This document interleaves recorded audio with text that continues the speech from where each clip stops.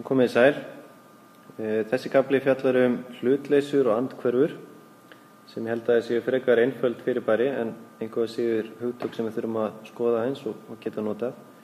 Og svo í lokin ætla ég aðeins að líta á tölugildi með ykkur.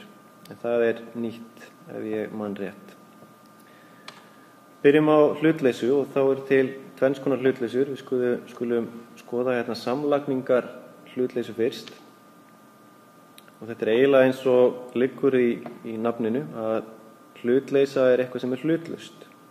Eins og stendur hér að samlagningar hlutleysa sú tala sem hægt að leggja við aðra tölu án þess að hún breytist. Og þess vegna ákveðin tala hlutlaus í samlagningu. Ef við lítum á dæmi 3 + 0, þá þurfum við ekki einu sinni vasareikni til að sjá að það ennþá 3. Og þetta getum við gert við hvaða tölu sem hvort sem það 12 eða 17 eða 1000 og hérna neðst tákna ég það með x sem þýðir að þetta getur verið hvaða tala sem en við sjáum að það að bæta 0 við tölu breytir engu og þess vegna getum við sagt að 0 hlutlaus eða samlagningar hlutleysa eins og það kallað. Og svo það hugtakið andhverfa sem nátengt og það skilgreint þannig að samlagningar andhverfa það sú tala sem hægt að leggja við aðra tölu og fá út hlutleysuna sem í þessu tilviki þá tala 0 sem við viljum fá út. Og við skoðum dæmi að þar sem að hlutleysan, samlagningar hlutleysan 0 þá get ég spurt mig sjálfan 3 + hvað gefur mér hlutleysuna 0 og þegar ég finn töluna sem stendur á baku spurningamerkið að þá ég búinn að finna andhverfi við töluna 3. Og það að sjálfsögðu talan 3. Og munið að plús og mínus þegar það stendur hlið við hlið þá mínusin sterkari. Þannig að þegar við reiknum þetta dæmi hér, þá erum við raun að reikna bara 3 - 3 og það 0. Og þess vegna talan -3 andhverfa eða samlagningar andhverfa fyrir töluna 3.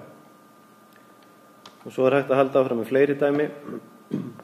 Þið sjáum að samlagningar andhverfa fyrir töluna 27 og það myndi þá vera -27. Vegna þess að þegar ég legg þetta saman þá fæ ég út hlutleysuna 0. Einfalt ekki satt. Og þá skulum við kíkja á margföldunar hlutleysu og það svipað eða nánast eins og með samlagningar hlutleysu. Við erum að leita að tölu sem hlutlaus. Og það reyndar ekki talan 0 lengur, ekki í margföldun. En hins vegar getið þið séð að sama hvaða tölu við tökum, ef við margföldum með 1, þá breytist það ekki neitt. Og þá getum við sagt að fyrir margföldun, þá talan 1 hlutlaus og kallast þess vegna margföldunar hlutleysa.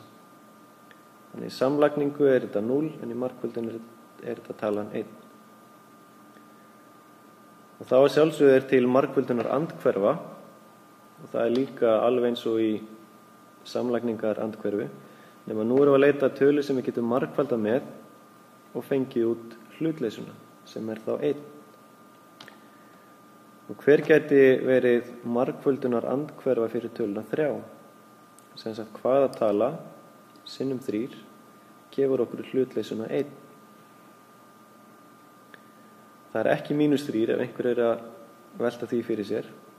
Heldur þurfum við að fá töluna 1 og við sjáum að hér þurfum við að vera með brotið 1/3.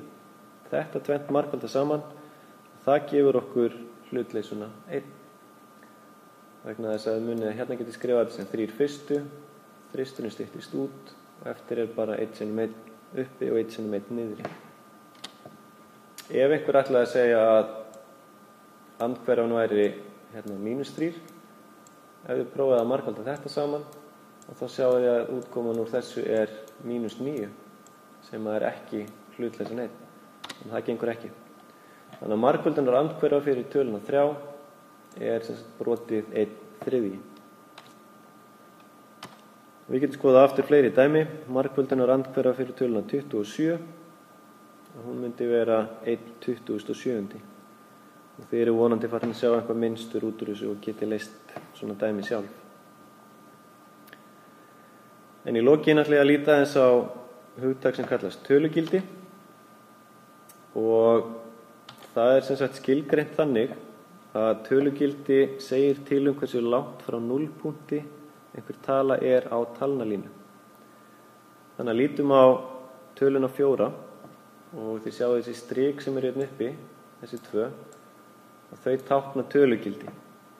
Þannig að þið sjáu einhverju tölu milli svona 2 þverstrika og þá verður að spyrja tölugildi fyrir það sem hérna á milli strikana, þessi tölugildi fyrir töluna 4.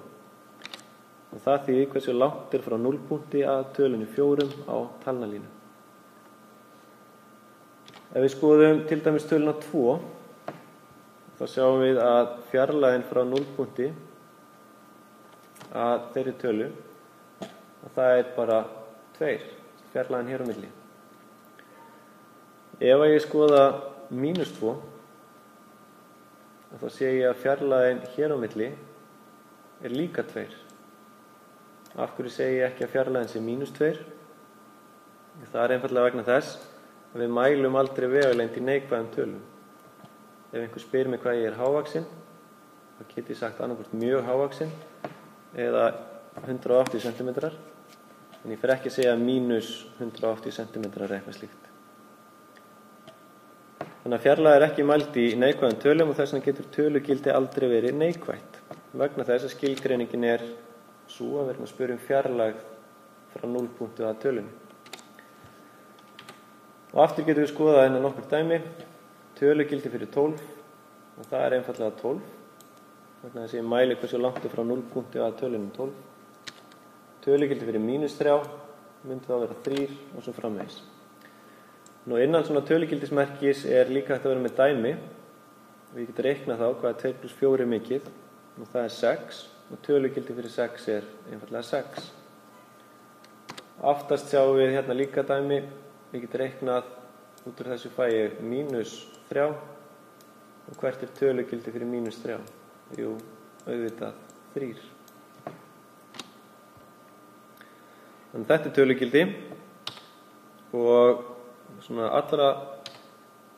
allra lokin þá hægt að leggja á minnið þessa skilgreiningu þó hún sé kannski ekki stærðfræðileg, en tölugildi sem sagt, eða hægt að muna það þannig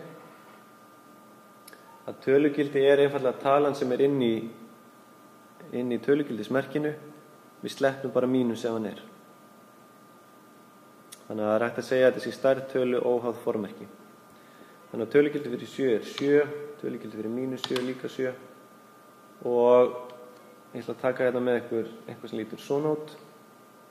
Þið eru beðin að reikna hérna og þá bara það reiknað eins og venjulega og við reiknum það sem inni í tölugildinu, setjum inn tölurnar í staðinn fyrir x og athuga hvað kemur mikið út úr þessu hér.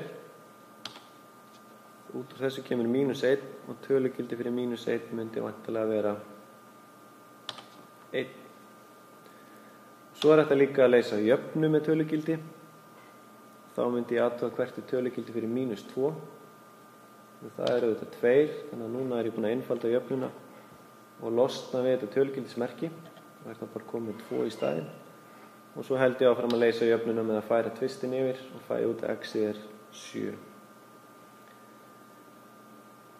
En þá enn og aftur komið einhverja spreytingur og ég ætla að kveðja að sinni. Takk fyrir.